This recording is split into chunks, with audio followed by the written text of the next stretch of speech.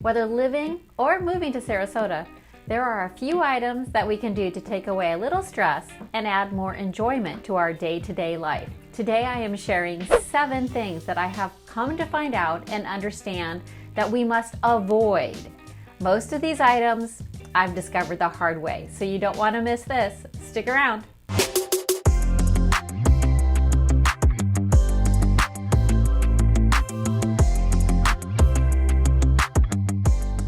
Hi everyone, I am Lisa McBride with Keller Williams Realty Select in Sarasota and Lakewood Ranch. If you're new to my channel, I share tips, tidbits, and a few things I've learned since moving to the area. I also post a number of videos regarding neighborhoods, communities, and what it's like to live in Sarasota.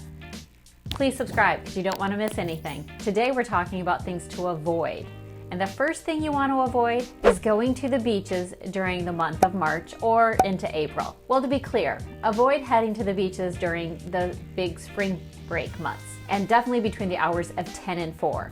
Now, if you're headed out for a morning jog or an evening sunset, that might be fine. However, if you go any other time, you may find yourself sitting in long lines of traffic to get over to the beaches. And sometimes they're very long lines. If you do want to visit a beach with family or friends during those months, try Nokomis Beach or Venice Beach. They tend to be just not quite as busy as perhaps Siesta Key. And also check out Turtle Beach, which is on the south end of Siesta Key. Now, as long as you can get across the bridge, you might have a much better time just checking out Turtle Beach.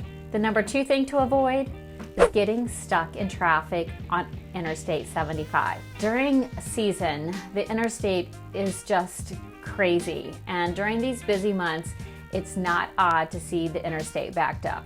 You know how you see those lines on GPS with the red lines showing that traffic is at a halt? Well, we see that quite regularly during season, and there are lots of alternative routes throughout Sarasota, and so I would get to know those and avoid 75 unless you have no other option. Number 3, looking for a great neighborhood and don't want to pay monthly fees that are large? Well, avoid locations that have large CDD fees or mandatory golf memberships. As a reference point, most of Lakewood Ranch has CDD fees, which is a community development district or an additional tax included in your tax bill for the infrastructure of the area. A CDD fee can add another 10 to 20% to your overall tax bill. Are you a golfer looking for a community with a course? Well, we have lots and lots of them.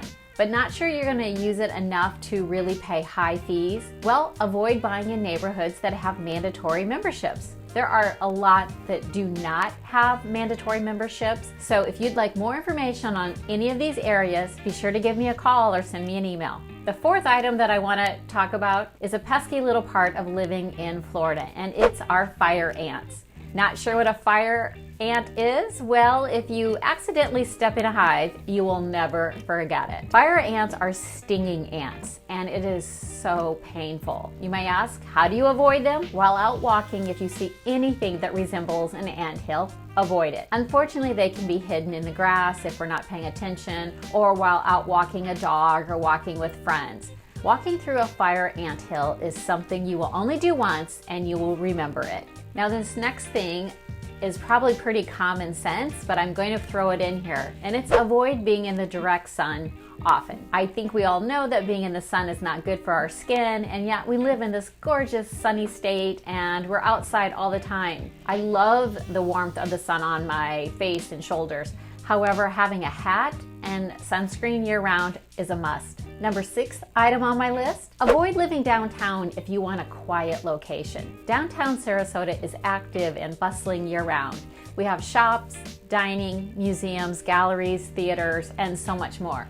Foot traffic as well as car traffic can be busy and loud at any time of the year. Now, if you want a condo downtown but not sure, make sure you check out the noise factor.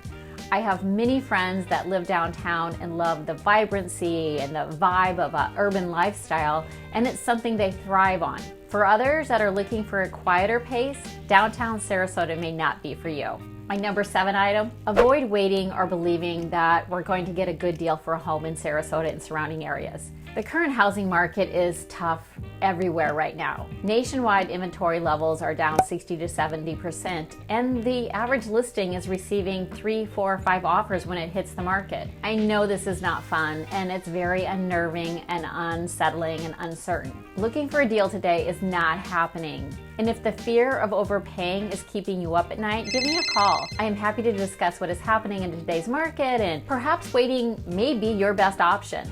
But let's weigh the pros and cons of each and see. There you have it, 7 items to completely avoid when living or moving to Sarasota. So what do you think? Have you experienced any of these or something else that I should know about? I truly do appreciate you watching, and if I can be of any help, don't hesitate to give me a call, shoot me a message, leave comments below.